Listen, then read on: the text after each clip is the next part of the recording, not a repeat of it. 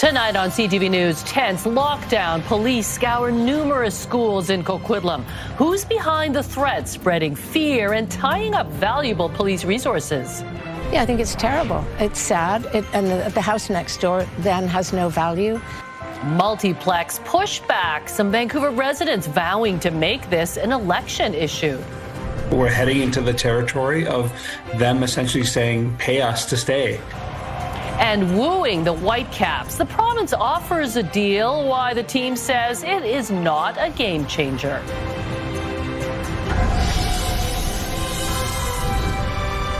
This is CTV News with me, Jung Lee. Good evening. Thanks for joining us. There were some tense moments for families in the Tri-Cities today. Police descended on numerous schools that were under lockdown. They were taking no chances after threats were made targeting schools in Coquitlam and Port Coquitlam. CTV's Martin McMahon joins us live tonight. Martin, not only is this scary for families, these kinds of incidents, they really tie up police for hours. Did they actually find anything? Well, Mi Jung, as you mentioned, a significant police response at these schools. That included bringing in dog teams to sniff out the buildings, but ultimately nothing of concern was found. As for the timeline, this started around 12:30 when threats came in to Centennial Secondary School in Coquitlam and prompting a police response. As the afternoon went on, threats came in against 8 schools in Coquitlam and Port Coquitlam. Officers responding to each of those schools. They were put under a hold and secure, meaning students were kept in their classrooms while police made sure the schools were safe. The RCMP took the threat seriously, but would not explicitly describe the situation as a swatting incident. That's where a fake call is made, leading to a police response. And generally speaking, when we have a number of different phone calls it doesn't pan out to be a credible threat, you could characterize that as swatting. However, at this point, we are not identifying it as that. As such, we are continuing to identify the linkages. All of the schools that were threatened have been cleared and the hold and secures lifted. A similar threat was made at Centennial Secondary last week. It also prompted a police response. The Mounties are pledging to do everything they can to figure out who's responsible for making these threats. And of course, they ask anyone with information to come forward to investigators. Mi Jung? Thank you. Martin McMahon reporting live tonight from Coquitlam. Get ready for big cuts. That is the message coming from the provincial government ahead of this month's budget. It's not clear exactly what is on the chopping block, but as CTV's Ben Milger reports, the finance minister has hinted savings could be found in BC's healthcare system. I'm going to be the least popular person in the province for a while. This is a tough budget, right? We're in serious times. This is a serious budget. Using stark words, Finance Minister Brenda Bailey warns her upcoming budget may land with a thud. The latest quarterly report projects the 25-26 deficit at more than $11 billion. Bailey hasn't said exactly where she plans to slash the red ink, but she dropped a big hint. Healthcare is growing at 8% year over year. And you've seen the GDP projections. Like, how do you square that circle? Healthcare costs eat up a third of provincial spending, but with ER closures and lengthy wait times top of mind for many people, drastic cuts may be a tough sell, especially for those on the front lines. Now is not the time to be thinking about cutting direct patient care providers. And so that would be a real concern, and I think a real concern for British Columbians. She suggested cuts at the bureaucratic level may be more palatable, but warns any major reduction in healthcare spending has the potential to impact services. An austerity budget presents a fine line for the EB government to walk as it tries to balance fiscal responsibility with the risk of losing support amongst its base. They do risk alienating some of their core supporters who are either part of the healthcare system or dependent on the services it provides and who are going to perhaps be more critical of the NDP or perhaps less motivated to support the NDP next time around.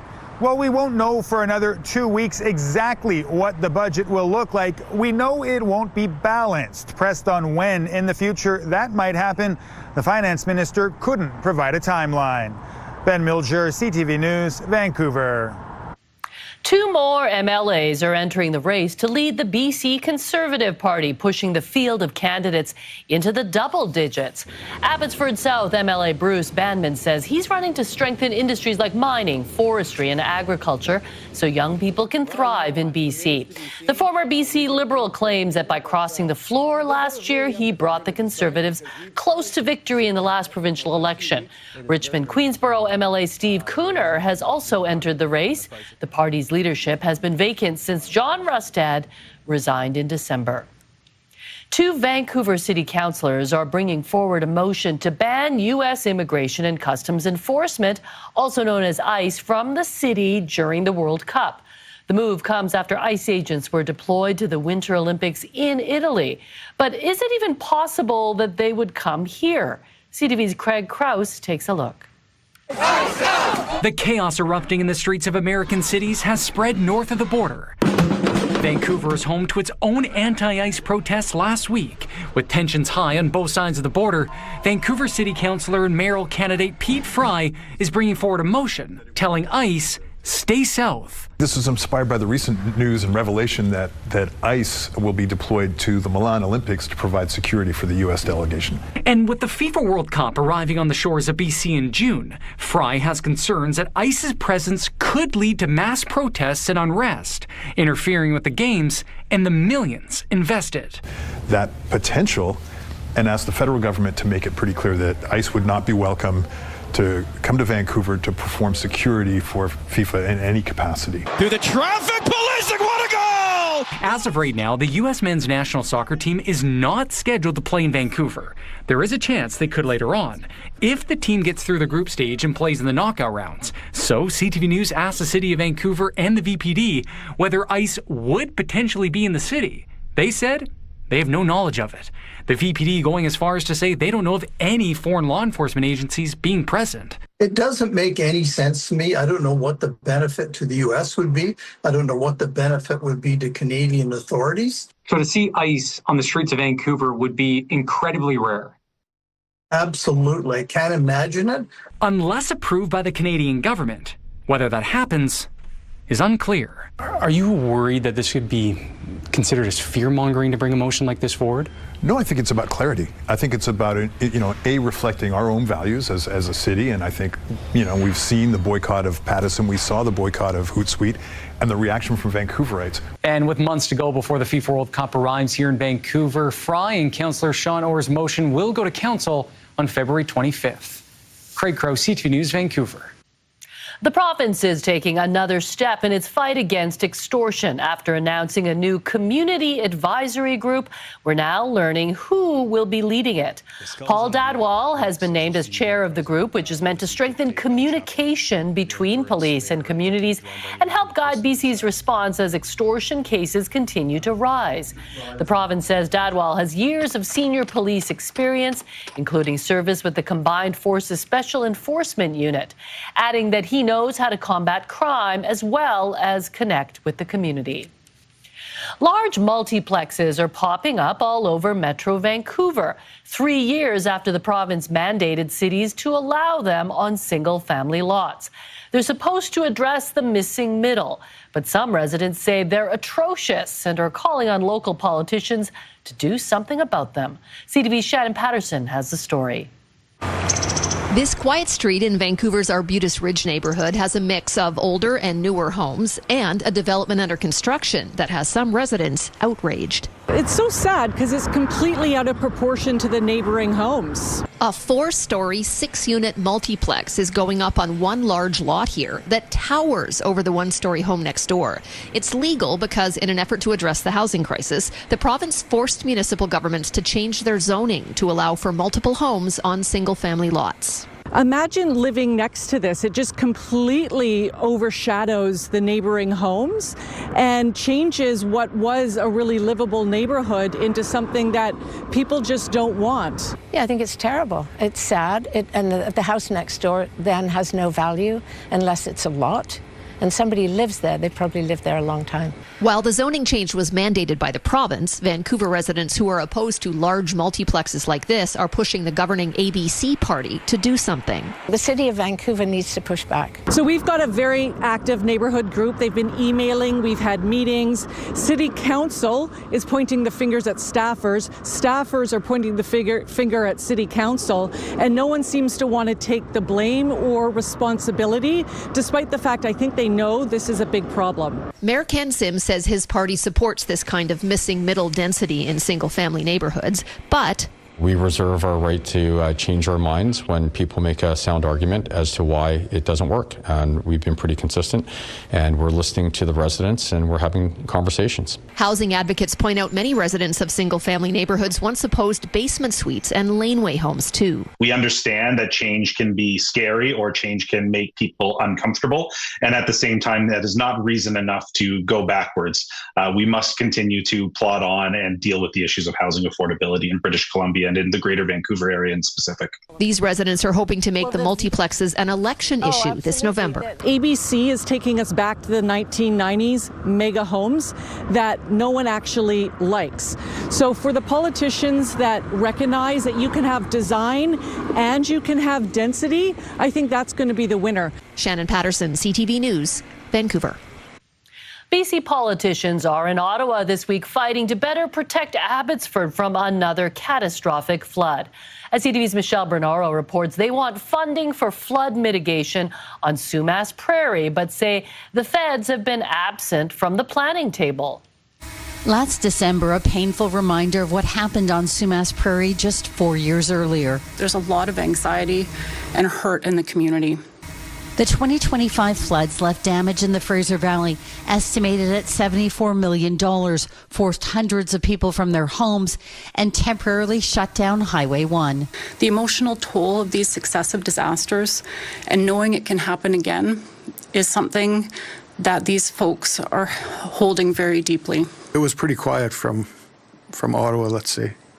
I think we're hoping to have someone there that can address these things. BC's emergency minister, Abbotsford's mayor, and the chief of Sumas First Nation are in Ottawa to explain what's at stake if the Nooksack River in Washington state spills its banks again and sends water pouring over the border. This is of national importance. The Fraser Valley is an area of national importance. She says mitigation work to protect Sumas Prairie from flooding in the future cannot wait. It's got critical supply chains, port access, pipeline and transmission lines, and without new mitigation structures, flooding is going to continue to damage homes and farms, businesses, and cut off British Columbia from the rest of Canada. They are calling on Ottawa to provide funding, though they say it's too early to know how much money is needed. Hopefully, we're going to be coming with a commitment from the federal government to step up as they were promised in 2021.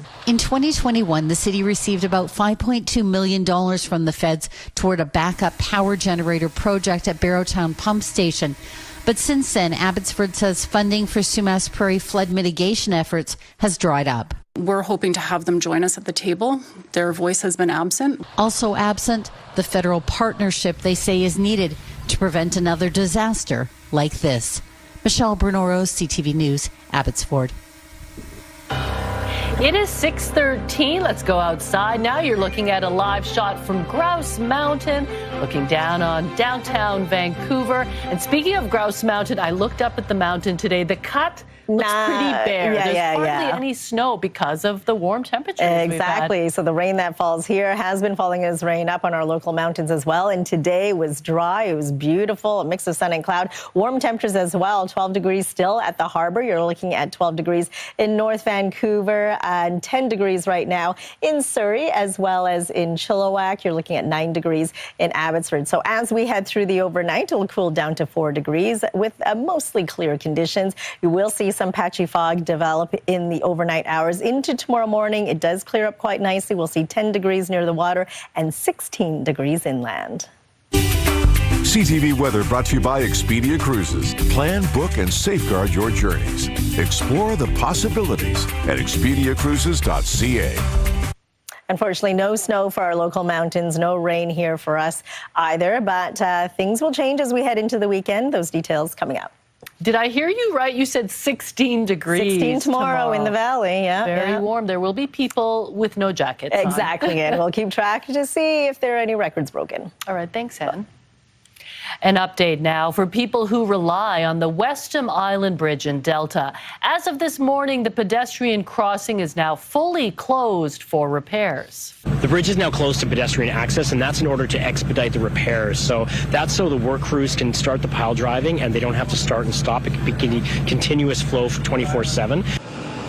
TransLink, which operates the bridge, says the crossing will be closed to all pedestrian traffic for several weeks. The span had already been closed to vehicle traffic since last month after being struck by a tugboat. Pedestrian traffic will be handled by a 24-hour water taxi service, which will operate between the small marina on Westham Island Savage Road and Wellington Point Park in neighboring Ladner. Construction work on the North Shore will close part of Highway 1 overnight. The City of North Vancouver is installing a new pedestrian bridge east of Lynn Valley Road. The highway in that area will be closed from 10 tonight until 5 Thursday morning. Eastbound drivers will detour on Lonsdale Avenue, while westbound traffic will be rerouted along Main Street. Overheight vehicles will be directed to Mountain Highway. Drivers are being reminded to slow down, follow signs, and obey traffic workers.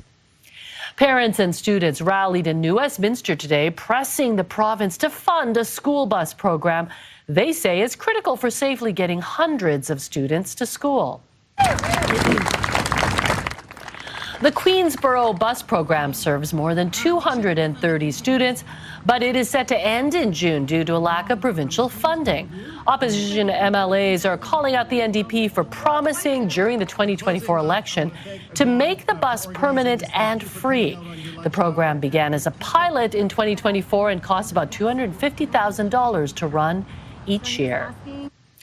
Vancouver Mayor Ken Sim's motion to fund one night of fireworks has been greenlit. How much this will cost taxpayers? Also ahead.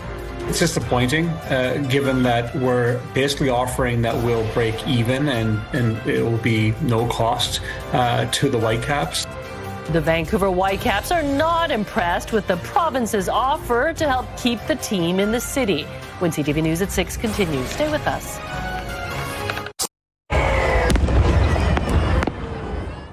Fireworks are set to return to Vancouver for one night only this August.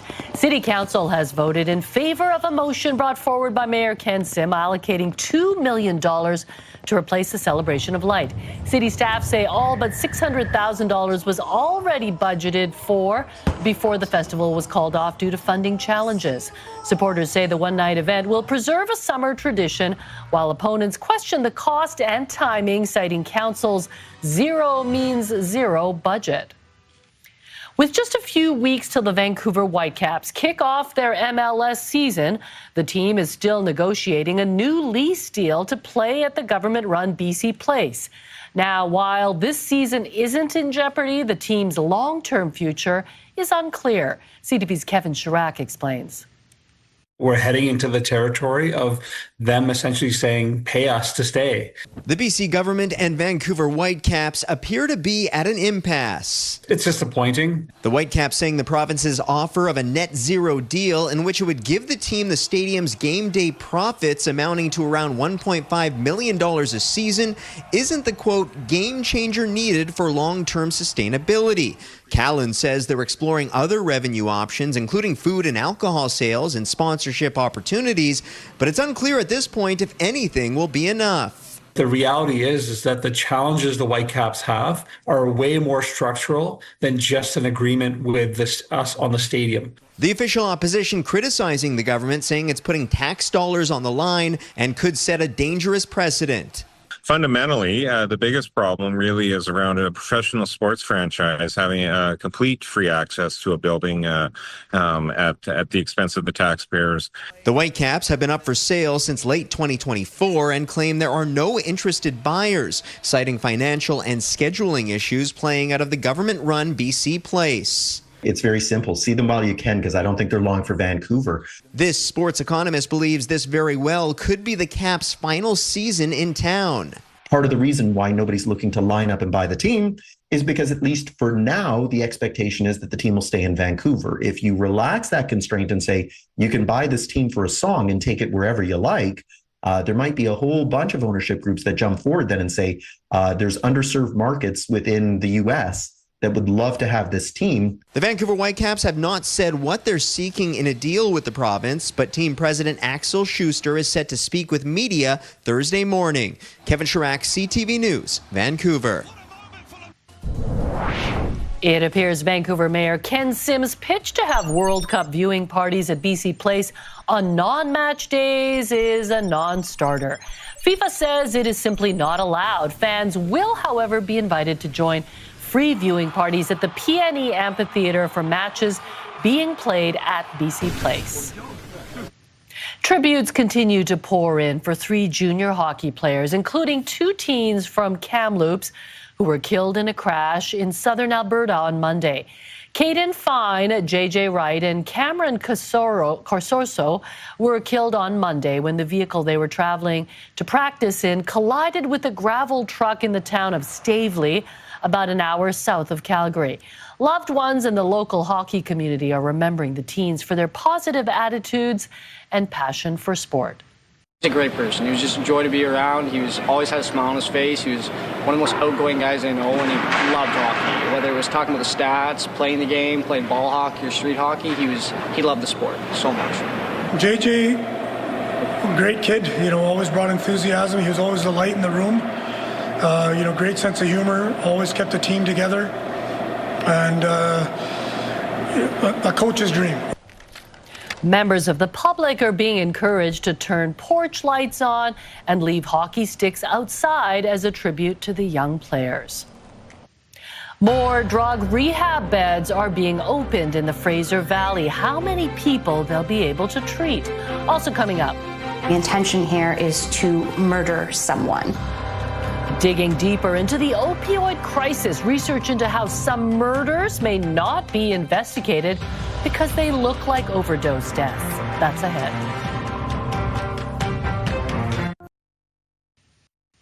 A University of Alberta researcher is working to bring attention to undetected murders using illicit substances in Edmonton.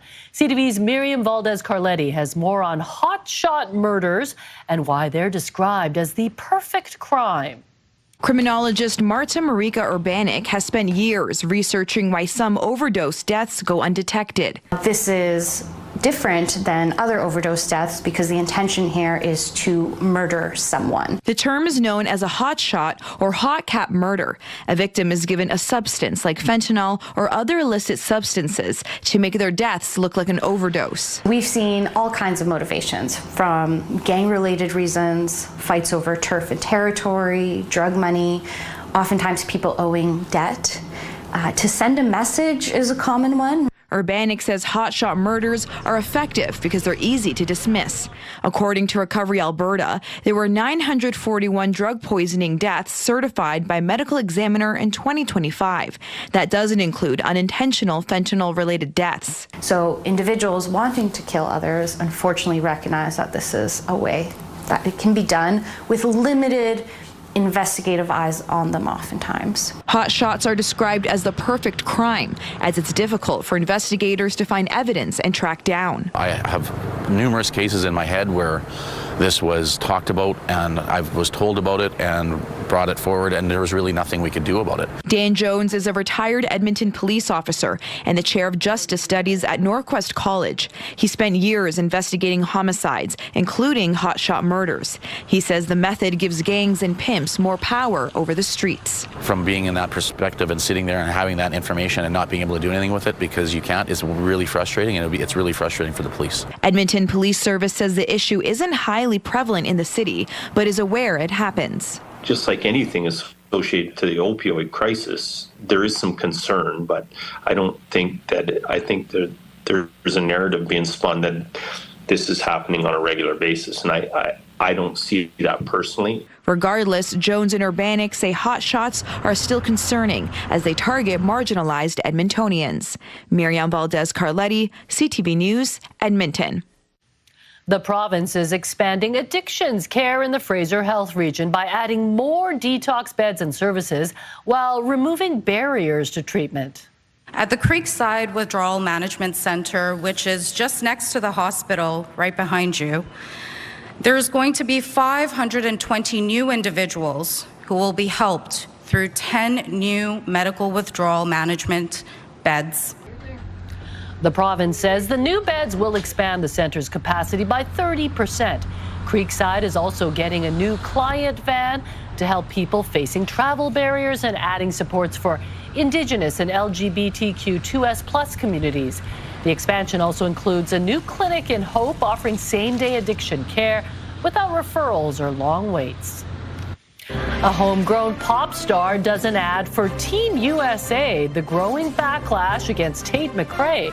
Plus, barking rights for a prized pup, the Canadian connection to a now world-famous dog. We'll tell you more about Lucky Penny after the break.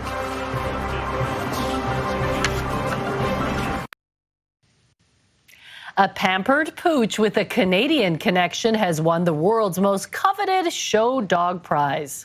For Best in Show at the 150th Westminster Kennel Club Dog Show is the Doberman Pinscher.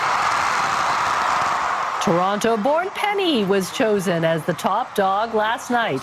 The 4-year-old competed against 2,500 other dogs, spanning more than 200 breeds. Her owner says she is very demanding and very smart, but is also a pleaser and will do anything for food.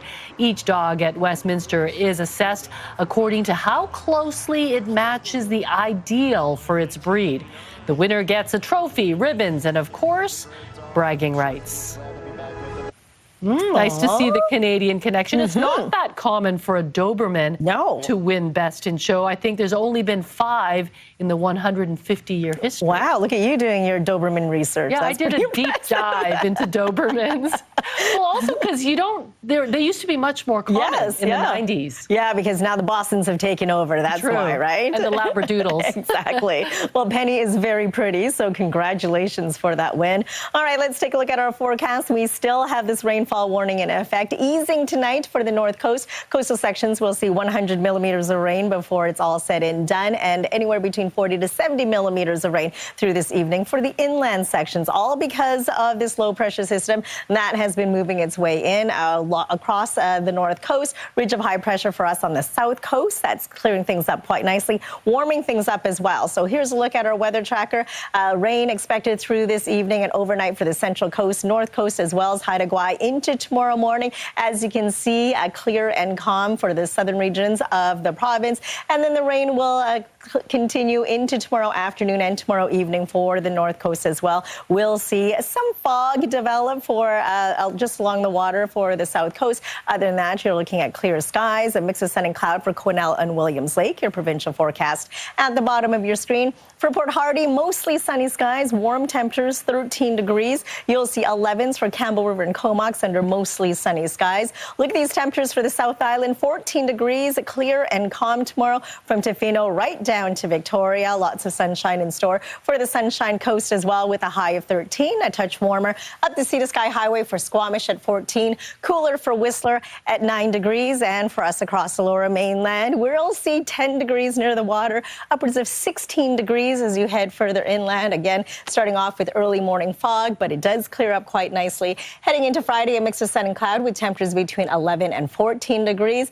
And then the rain returns on Saturday, 10 degrees into Sunday, cloudy skies and showers. It'll be unsettled, but back to seasonal temperatures, 8 degrees for Monday and Tuesday, a few showers and a few breaks. And now on Wednesday, we'll start off with a mix of sun and cloud, and then rain returns in the afternoon and a high of 8. CTV weather brought to you by Expedia Cruises for air, land, and sea vacations. So well above seasonal temperatures. I think a lot of people are going to enjoy that. But really, if you think about it, we haven't had snow whatsoever in the past year. So it'll be a full year on Monday. Wow, it is a long time. And I did see some daffodils. Oh, that's exciting. It is very exciting, but kind of scary at the same time. All right, thanks, Anne. You're welcome.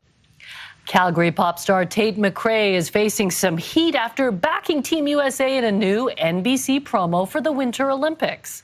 I'm trying to get to Milan for an amazing opening ceremony and meet Team USA. Then it's the weekend with America's best skating for gold. And Lindsey Vonn's in the ad, McRae asks an owl for help getting to Milan so she can meet Team USA. She goes on to explain that she'll be back in the States for Super Bowl Sunday. The ad has sparked debate online, with some questioning the timing amid renewed Canada-U.S. tensions. There's no winners in this situation, and that's the unfortunate element of it for Tate McRae. She just may have not connected, but that's why she would have advisors to suggest this is probably not a great play at this stage, but it makes an interesting commentary for sure. Some have speculated McRae's loyalties have shifted now that she's dating American hockey star Jack Hughes. And just a couple hours ago, Tate McRae responding to the backlash by posting this throwback photo of herself holding a Canadian flag to her Instagram story, saying, "You all know I'm Canada down." The top 10 vehicle picks are out for this year, and there are some new models making the cut. Also ahead, a truck held together with duct tape and the windshield damaged. What happened to the driver of the commercial truck? That's ahead. Time now for tonight's Skywatch. High above Northeast Falls Creek, looking towards BC Place and downtown Vancouver under a stunning blue sky. CTV Skywatch is brought to you by Kermac Collision and Autoglass, the name you'll remember when it matters. Kermac cares for kids.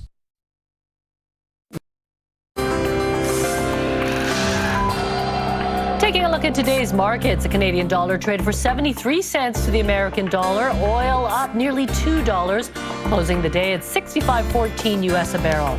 Gold was up more than $15 on the day. The TSX and the Dow Jones both ended the day higher, up 182 points and 260 points respectively. A mother in the States is warning other parents to be vigilant after her 9-year-old son sustained serious burns taking part in a TikTok trend. I just heard him screaming. I, had seen him take off running towards the bathroom, and I just heard him saying, "It burns, it burns." She says her son placed his Nido squishy toy in the microwave last month after hearing from a classmate about a TikTok trend to make it more pliable. The toy then exploded, leaving him with second-degree burns on his face. His eye was even swollen shut. He's now recovering, but she hopes sharing his story can help prevent future injuries. The driver of a semi-truck taken off the road in Saskatchewan over the weekend is no longer employed by the trucking company.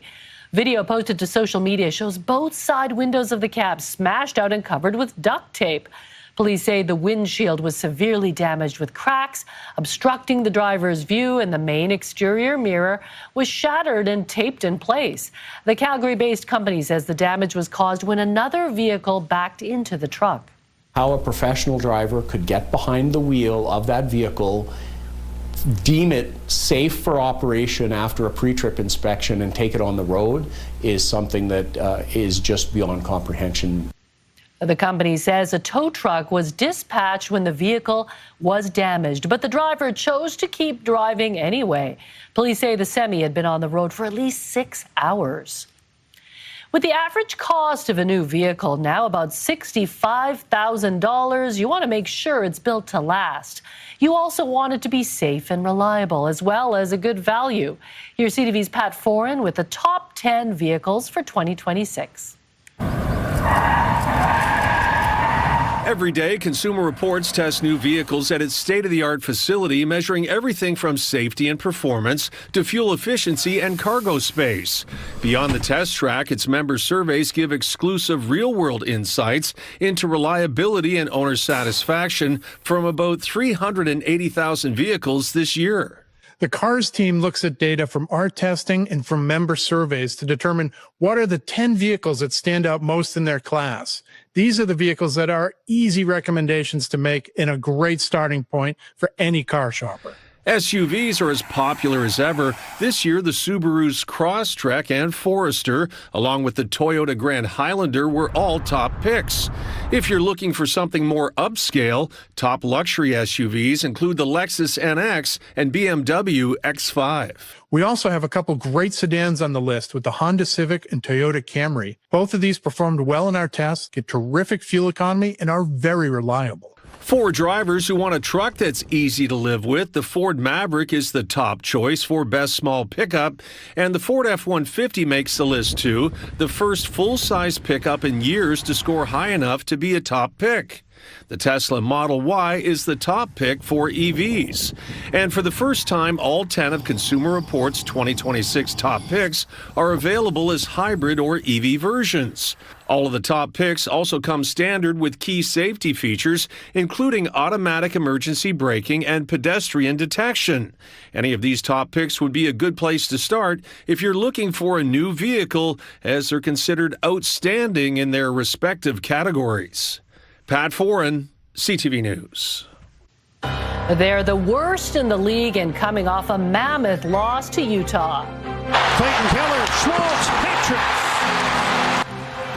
But there's still one more game for the Canucks ahead of the Olympic break. Where does the team go from here? The Rinkside Report is next. Plus, Picasso Pop. Adam finds out how a local dog who's being compared to an off-kilter painting is earning international attention. Next on the Sawatsky Sign-Off.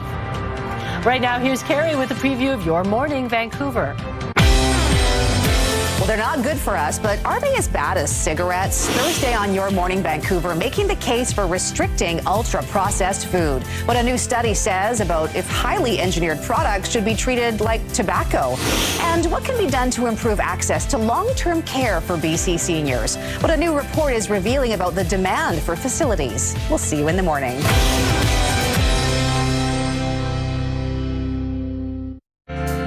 The Rinkside Report, brought to you by CapitalDirect.ca. Let's make your vision a reality with Capital Direct. Call and talk to our team today.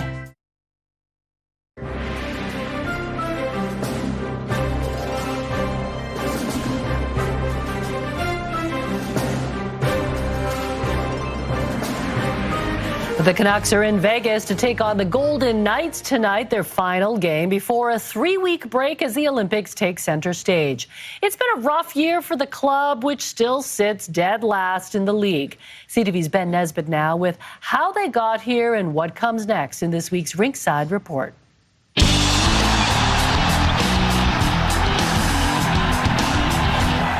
No one expected a Stanley Cup parade in Vancouver this season, but there was genuine hope the Canucks could at least be in the playoff mix. 4 months later, things have unraveled in ways few saw coming. It's been a disaster. When you're sitting 32nd in the standings in a 32-team league at this stage of the season, you know that things have gone sideways. After shipping off one of the franchise's all-time great players in his prime, the rebuild was underway. But Marco Rossi, the key piece in the Hughes deal, has been sidelined for more than a month. And Philip Hedl, who's played in just 25 games as a Canuck after being acquired by the club last January, is back out of the lineup after a brief return. Injuries are a huge part of the story for the Vancouver Canucks. They're never an excuse because good teams have enough depth to find their way. And in a compressed schedule in an Olympic year, we've seen so many injuries around the National Hockey League, and yet some teams are still excelling. Despite the poor season, the Canucks will have several players representing their countries at the Olympics, including Elias Pettersson, Kevin Lankinen, and Filip Hronek. Bench boss Adam Foote, who played in 3 for Canada, shared his advice. Just talking to Lanks about it, like they're staying in the Village. I think some teams aren't, and I think it's just such a good experience to stay in the Village. And it's not just a hockey team; you're for your country's team as well. 25 games remain after the break, but with veteran players potentially being shipped off before the March trade deadline and hopes of a playoff push long gone, the next pivotal moment for the franchise would likely come in the spring as they wait to see if the ping pong balls fall their way in the draft lottery. In some respects, that's about all that this fan base has to look forward to. Ben Nesbitt, CTV News, Vancouver. The Rinkside Report, brought to you by Capital Direct. CapitalDirect.ca. See, we can distract ourselves and cheer for Team Canada in the Olympics and kind of put the Canucks hold on to to the that back top burner. pick. Yeah, right. Okay, it's time for Homeward Bound, our weekly segment where we introduce you to furry friends from local rescues who are looking for their forever home. And here are some pets now available to adopt from the BC SPCA.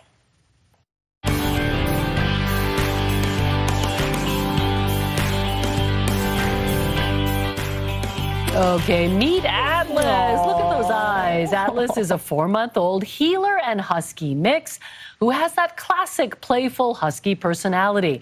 He is semi-house trained and has lots of puppy energy. So Atlas will need a forever family that has patience, but can also keep him entertained. Atlas is available for adoption at the Maple Ridge SPCA. That face is saying, adopt me, yes, right? Please, adorable. Well, say hello to Nikki. Yes, this sweet girl is 5 years old. She's a Labrador Retriever German Shepherd cross who is looking to be in a one-dog home. Nikki needs to be on a hypoallergenic diet and would do best in an active home to help manage her weight. You can go visit Nikki at the Burnaby SPCA. More of her to love, I say. Yeah. She looks like she's smiling in most of those photos.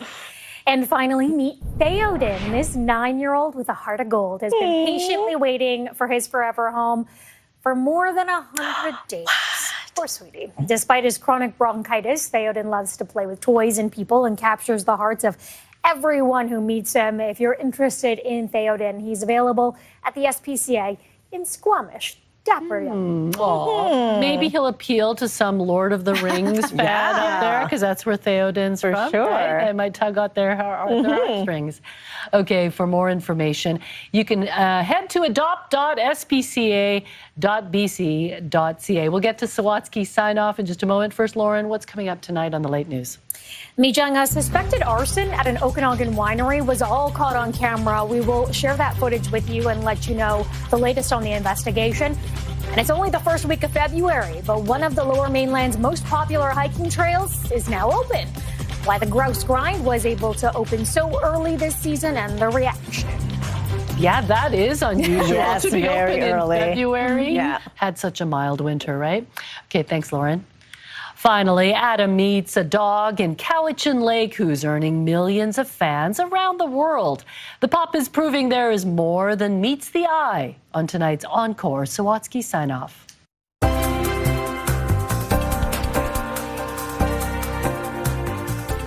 Amanda Richter will always remember that day she noticed this face you can't forget. He looks just like a Picasso painting. Everything's out of place. One eye's big, one's little. His nose is twisted. She contacted the animal shelter that posted the picture right away, and after meeting Brody, fell in love even faster. The cuteness and feeling sorry for him, it was just this massive amount of emotions. Staff at the shelter told Amanda that the dog's deformity was caused by his mom, who bit him when he was 2 weeks old, leaving Brody's jaw partially shut and one eye blind. But he has such a zest for life. He loves everyone and everything, and he's just happy-go-lucky all the time. After adopting him, just hours after meeting him, other people who'd seen his picture asked the shelter for updates. So Amanda started posting pictures of Brody online. Just him being a goofball, just being himself. Just being Brody has inspired almost 2 million people to follow him on social media, countless others to create all sorts of art inspired by him, and at least one person to get a tattoo of the canine on their calf. I couldn't believe that he was blowing up the way he was. He has a cult following almost. It's insane. Even more unimaginable, Amber says, was being told about a similar-looking dog at a shelter in Texas, adopting the pup named Raven, and enlisting a team of volunteers to transport her to BC. They're the best of friends now. They are just like yin and yang. They love each other so much. It's pretty cute. Well, Brody and Raven have since been profiled in print around the world, from the UK's Sun to DC's Washington Post, plus an appearance in People magazine. Amanda says she's not sharing pictures of her pups to generate publicity. Her goal is to inspire empathy. It's saved my faith in humanity, just knowing that people are kind, can look past differences, and love an animal who might not be perfect. Adam Sawatsky, CTV News, Cowichan Lake.